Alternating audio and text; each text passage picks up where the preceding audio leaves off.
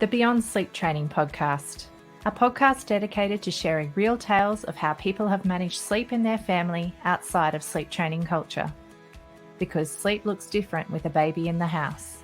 And because every family is different, there is no one-size-fits-all approach to take.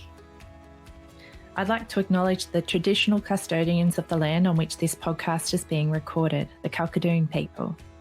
I pay my respects to the elders of this nation and the many other nations our guests reside in from the past, present and emerging. We honour Australian Aboriginal and Torres Strait Islander people and the unique cultural and spiritual relationships to the land, water and seas, as well as their rich contributions to society, including the birthing and nurturing of children. Welcome back to the Beyond Sleep Training podcast. I'm your host, Carly Grubb, and with me today is one of our wonderful volunteers, Donna Smith, and she's coming to us all the way from New Zealand. So welcome to the show, Donna. Kia ora. Thank you very much for having me, Carly. It's good to be here. And so how long have you been volunteering for us now, Donna? I joined up as part of the group when my first boy was about 3 months, so 2016. And then started volunteering, I think probably about 6 months or so after that. No, so you must be around from the very, very early start, because we only launched in early 2017. So it must have been like right in the early days. One of our founding people, Donna. I love it. Yeah, I don't know about how much help I've actually been as volunteering, but I think it's an awesome support and great place to actually advocate for our little people. So yeah. I love it. Thank you so much for your work, and thank you to all of our volunteers, because it really is the only reason that we're able to offer that free peer support. If listeners aren't already a member of our group, be sure to come along and join us on Facebook. We love to have families there so that we can help you right along your journey through Beyond Sleep Training. So thanks for joining us, Donna. Now, to begin the episode, would love to hear who's in your little crew. And how did you think you were going to handle sleep before you had your first baby? So my little crew has expanded recently. It started off with me and my husband, Brett. We've got Jack, who's our 5-year-old boy, who's started school and just started sleeping in his own room. And then we have Bennett, who's just turned 15 months. Lovely. And so before you had Jack, did you have like visions in your head about how you were going to handle sleep in your family? Yeah, well, babies just go to sleep, yeah. I'm a physio by background, and I used to do home visits, and we had it drummed into us that we had to make sure that the babies had somewhere that they're sleeping safely and a separate thing, and go through all of that with our families. So it was very much that babies sleep on their own in their own safe sleep space. So you'd set yourself up with a bassinet or a cot for babe? Yeah. So as things with kids, everything all went a little bit different. Jack decided to turn up at 35 weeks when I was in the middle of jib stopping our lounge. Oh my gosh! So he had a bit of a stay in the neonatal unit, and then when he came home, we had a bassinet that he was going to sleep in. And so how did that turn out? Yeah, it turns out that we have quite wakeful babies. I found sleep with Jack really tricky because he pretty much, as a lot of babies like to do, only wanted to sleep on me. When he was in NICU, he was a dream. You'd go in and he'd follow this nice routine where you'd got into a really nice pattern where you'd go in, you'd change his nappy, you'd give him a feed, you'd put him back down, he'd sleep, and then 3 hours later you'd repeat. And then we got him home and he didn't want to do that. So I found that really hard because I thought I was failing as a mum because I couldn't get him to sleep. And I went to some of the coffee groups and they'd put their baby down and they could walk out and they'd go to sleep. So around that time, I found out about baby wearing, which was a game changer for me. In similar time, it was one of my friends who helped me into baby wearing mentioned about safe co-sleep bed sharing and the Safe Sleep 7 and things. So, yeah. Beautiful. Thank goodness for friends who pop along at just the right moments in time. Yeah, definitely. So, yeah. And so you discovered the Safe Sleep 7 and baby wearing. Did they become go-to tools, or were you still finding, like, how were you actually going about getting babe to sleep, and what was your setup at that stage?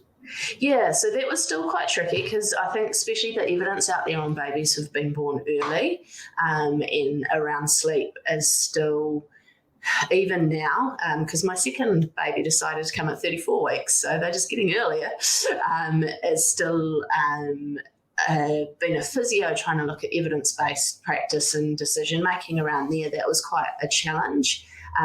Baby wearing was amazing because it meant I could put Jack on, I could go for a walk, which was great for me. He'd go to sleep, and I wouldn't be stuck at home trying to get this little guy to go to sleep in his bassinet. So, and the freedom of being able to go and do things. And I think also because I'd had to leave him in the neonatal unit and go home without him, actually being able to have that extra time and that closeness with him was really important as well. Beautiful. Yeah, it definitely facilitates that extra contact, especially like you said, you had that trickier start with him. So was he still, so by day he'd sleep in the carrier on you. How were you feeding at this time? He had, because he was little and then got jaundice, he'd been tube fed with express breast milk while he was in hospital. And then when we came home, actually, that was another challenge. He was just really slow. So because he was little, he'd take an hour to an hour and a half to feed. So in the middle of the night, it was like, okay. But my husband was really supportive with that. I used to get up and pump and then do my physio exercises, and he'd feed Jack the express breast milk, and then we'd all go back to bed. So that worked. And as he got bigger, I'm guessing some of the pumping, like, because that's called triple feeding, isn't it? Is that right? Yeah, I think so. I think that's what they call that loop. I'm sorry. But so that was just while he was little, and once he got stronger, that was something you were able to. Yeah, okay. Because that's kind of like a combination of tricky at nighttime then, isn't it? Because you're feeding for hours on end, but he's prem, so you're trying not to have him in a shared space with you. Yeah. That would have been really hard to stay awake. Did you find that you were falling asleep on occasions doing it? Yeah, and I think that was the thing where we were like, oh, actually, if we do it and he has the bottle, we all get back to bed and back to sleep a whole lot easier. And it wasn't, he must have been, we'd gone down to visit my in-laws, and so we were in a different environment, and he was unwell. So it was about that stage when I actually started bringing him into bed for day sleeps, and then kind of built up on confidence with that. So that was definitely then, because then at night he could just feed. It didn't matter how long it took. Well, that's what I was thinking, because it's kind of like an adds and layer, and I'm sure people listening along who've had prems would have had similar experiences, because those tiny babies can take so long, but that kind of adds to the likelihood that you're going to fall asleep unintentionally, maybe. Yeah, definitely. So having that clear space around you just in case is a really smart move, even if you're still intending to pop them into their own space afterwards because you have a prem.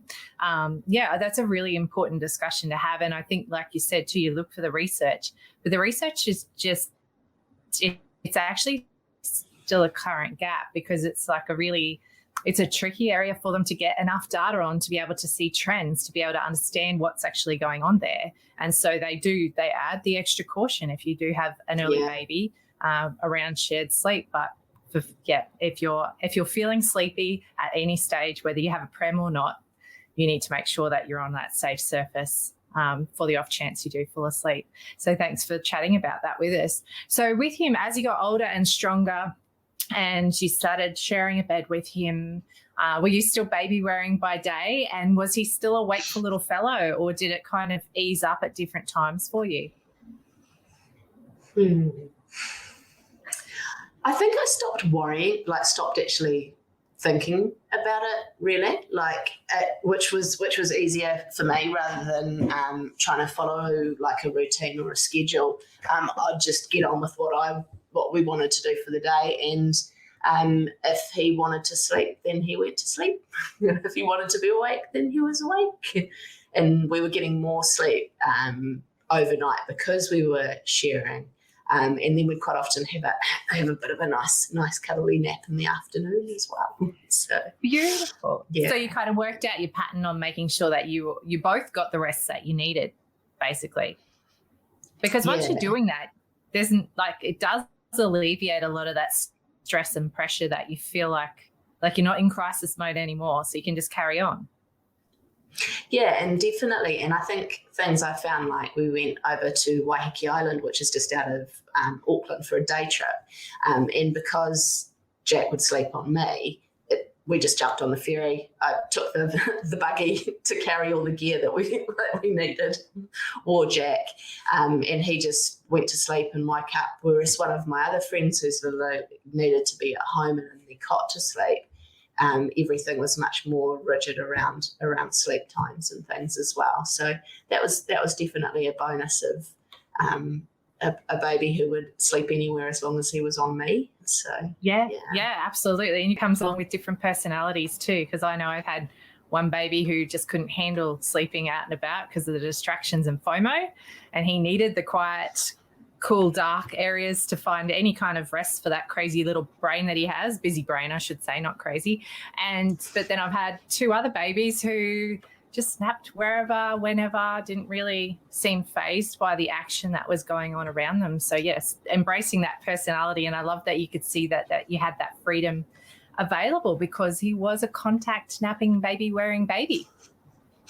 Very handy. Yeah, and I think as he's saying too, it's amazing how different, like having my second baby, like how different they can be within that as well. So yeah. Yeah, well, we might get on to him, but I just want to know, because so there must be about, 3.5 years between your two? 4.5, yeah. 4.5 years. So with your first guy, how did sleep evolve as he became a toddler into preschool, or did it have like a bit of a steady track to being less needy at night, or how's that gone for you? Yeah, it's been really interesting. I think it's changed. Like, we've been pretty flexible on it. We moved him out of our room when he was 8. Oh, he's been in and out. We moved him out and then we moved him back because we missed him. And then he's been pretty keen on being in our bed. Or coming in the middle of the night. We've got a massive Super King, which is very nice. But when I was pregnant, we ended up, we put his toddler bed sidecard onto ours because he was coming in all the time anyway. So at least we had a bit more space, not so much in the bedroom, but in the bed. So he'd been sleeping on his own for about a year then, and then I got pregnant and he wanted to be back in with us. And then, so we had a 3-bedroom house with all of us sleeping in one room.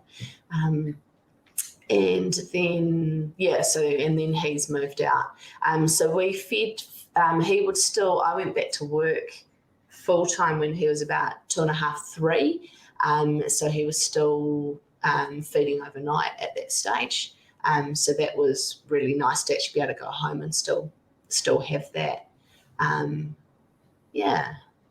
Lovely. So, and lots of ups and downs. So, yeah. But it's great to hear a perspective on a night nursing toddler, as well as it still being a great means of reconnection when you've been separated by day through work requirements and whatnot. So it's really nice for people listening along. Once we've had a few people who have breastfed toddlers through to natural weaning ages, and it's it's great to hear different experiences with that, because so often people are hearing that they need to night wean earlier and earlier, and so it's great to get that perspective for people.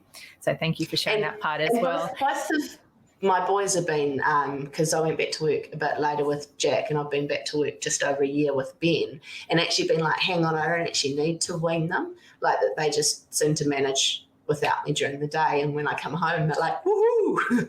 So, she's back. Yeah. I love that, because yes, it used to be, I know when I had my first go in my like original group of mothers, the conversations around return to work were very heavily focused on weaning, because it just seemed like the thing you needed to do so that your kid could go and be put to daytime sleeps and whatnot without you.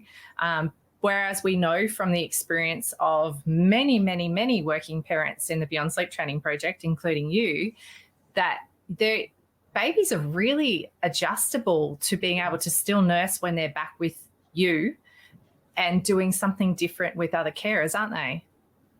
Yeah, no, I just talked to my husband, and apparently Ben slept for about 3 hours at care today. So we might have a busy night, but yeah. Yes, he sounds like he's going to be a bit of a night owl tonight, going by that record. But that, nice one. So we probably should get on to Ben. Tell us about having Ben. How did things look when he came along? So we'd had undernard partly. There's a big gap, I think, because we took a while kind of thinking about whether we wanted to have another child or not. And Ben's just been amazing. Like, he's been such a blessing. His name actually means little blessed one, and I'm like, that works well for him. And yeah, again, he surprised us by deciding to be an unplanned home birth at 34 weeks. So yeah, that was fun. That would be a nice little shock. Yep.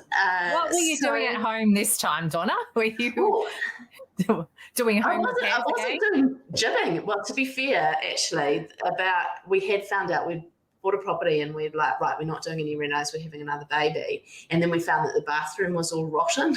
So we were actually in the middle of that. So it's Braxton Hicks, run a bath and sit in the bath, and we currently didn't have a bath at that stage. So yeah, but it wasn't Braxton Hicks. So my husband got to deliver Ben at home outside Jack's bedroom with Jack watching. So so that was not exactly how we thought it would go. Wow. And so how was Ben? Because that's pretty early. How were both of you? Yeah, well, I was a bit concerned because Jack had difficulty breathing when he was born and ended up needing ventilated and having surfactant.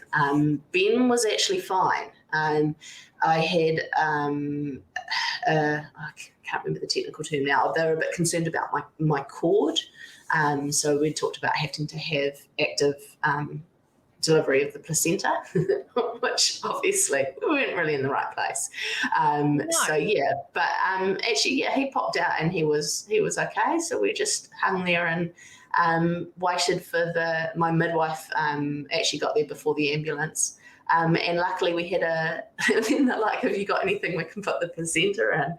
And because we'd renovating, we had a big, massive dustpan. So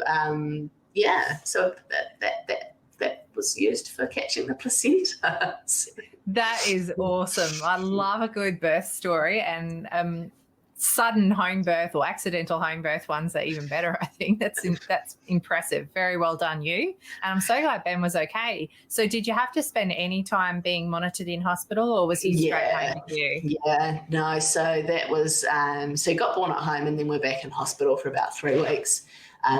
Just giving them a bit of time to wake up a bit, and he got jaundice as well, and then feed a bit, and yeah. So I was a bit worried about Jack, but we went through and did some we made a card for our midwife to say thank you, and we did a picture, and Jack talked me through the story of what happened. So we've got the house, and then there's blood and the ambulance coming, and us waking because we had got Jack up because we were going to drive to the hospital.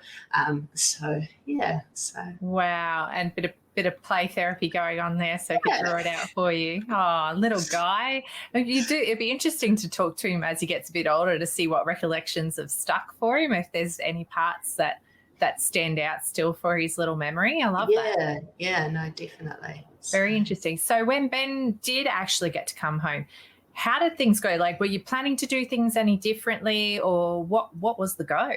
I was planning on going to term. Well, there's that, but you know, plans. It was tricky because when Jack had been in hospital, that was my job.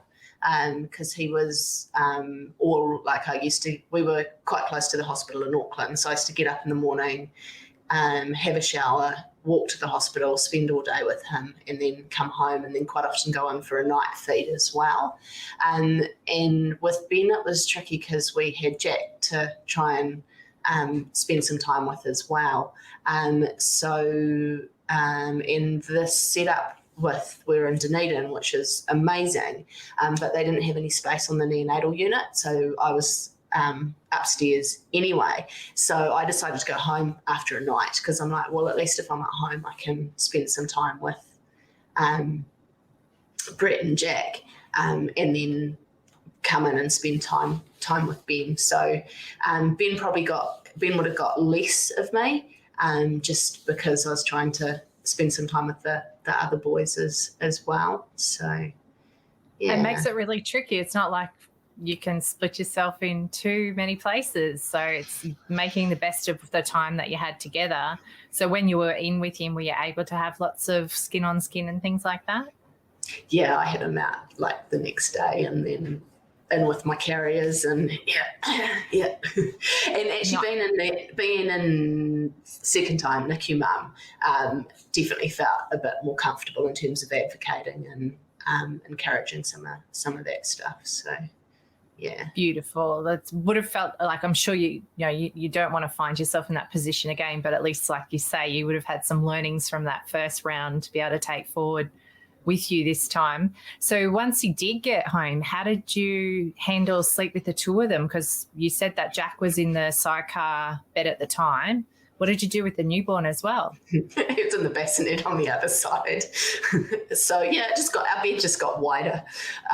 So Ben was in a bassinet, and so initially I was getting up and I'd go down to the lounge and watch some quality TV, and feed him, and then go back and resettle him. And that worked quite well to begin with. And then he got to the point where he just wasn't resettling. And I think you start having all the memories of the stress of not being able to get your little to sleep. So it was about that stage where where I switched into having him in bed with us instead. So and did that help? Was he a bit more settled once he was in bed with you? Yeah, and I think even for my mindset over the fact that I was starting to dread nights again, and dread the fact that I'd have to try and resettle him, and he wouldn't be able to settle him, and then I'd be tired and I wouldn't be able to settle him, and he'd wake up, or you'd just put him down and then he'd wake up. And so, yeah, for me it was just like, right, well, if he's in with us, then we all get more sleep. So and you could stop that spiral, especially when you've got to get up the next day and also deal with a toddler. Yeah. It's a different ball game, isn't it, having the toddler with the second baby? Definitely, and I think that's the thing. You're like that whole. You've still got to get to kindy drop-offs at some point, and like get back and pick them up and things as well. So your day is really, really short as well. So yeah. Yeah, and it's like a blessing in some ways that you get some brief windows where it's just baby and you, but it's also complicated trying to manage all of the logistics of getting kids ready, getting them in the car or whatever transport you're using. Oh, and I couldn't how long it takes to get two littlies out of the house. My husband's like, what are you doing? And I'm like, it's like My husband used to say that. I'd be like, guaranteed someone's going to poo as we're about to exit the door. Guaranteed. Yeah. Like there's like, it's just like, you can't like it. And just if you ever think you are all organized, I remember one trip I was taking all three of mine out for the first time on my own. And like I'd got everybody out the door.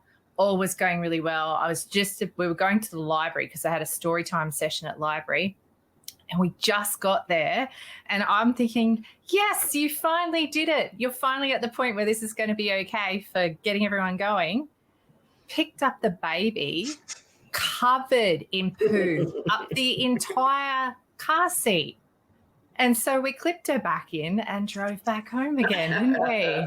Because that was not a wipe job. Like that was a full-blown in the bath, car seat in the washing machine. Like it was bad, but it was just that, when you do actually manage to do it, superhero power, I reckon. Yeah. Yeah, so he was in bed with you at nighttime. You went to that fairly quickly out of the newborn stage. Did that continue to be your nighttime strategy with Ben, or has he been in and out as well? No, well, I was like, right, got it sorted this time. We'll like sidecar the cot and like I'll go to sleep and then roll off and he can sleep in there. But he's got other ideas about that. So he'll like come and find me. That's still the current plan. Well, he's 15 months, so they're still so very, very needy in the night. I found that 12 to at least 18 months, if not, I think there's something around 20, 21 months as well for my children. I don't know about yours. But, that second year, it's easier just to roll with them. I've found like it's an intense time during the day. So night times I used to just feed and get on with it. Like as long as I could sleep, I was happy. Yeah. Very good. And so during the day, just really, looking at the time, holy dooly, we smashed that half hour. But quickly tell me, during the day, how are you handling sleep with Ben and a toddler? What were you doing? Baby wearing, again, amazing. Jack doesn't have a sleep anymore because he decided he doesn't want one. So probably too much TV. If we go to have a nap, sometimes Jack could go and watch some TV. My husband pulled out fairly early on that if he came into the room where we were sleeping, he had to have a sleep. So that worked quite well. But yeah, definitely if I was doing kindy drop-offs or anything or pickups, Ben would just go in the carrier and he'd have a sleep on me. Beautiful. So, yeah. It's quite the tool. And also I will say that TV featured in my house too with that. So we always had a rest time at lunchtime, and I had friends who'd set up quiet activities and stuff, but my toddlers did not do quiet activities on their own. They just didn't. And so watching a show was what they would do. And so we took that option so that I knew that I could get some time where I'd at least be able to rest either with the baby or have my feet up. And everybody had some peace in our house for at least half an hour every day. So if anyone listening along, never feel bad about working out what actually gives you a break in the day and taking it. That's something that I think everyone who's survived more than one kid has needed on many occasions. Keep that as an option for you. Now, because of the time, we're going to have to finish up, but I'm wondering, do you have a tip you'd love to share with our listeners that you wish you'd known when you were back at the thick of it all with that first baby? I think probably it's just actually comes down to that whole actually just trusting yourself, that finding what works for you and what works for your little. That, like we're saying, they're so different. So we've tried to be like Jack led and Ben led and gone with what works with them in terms of meeting their needs. So.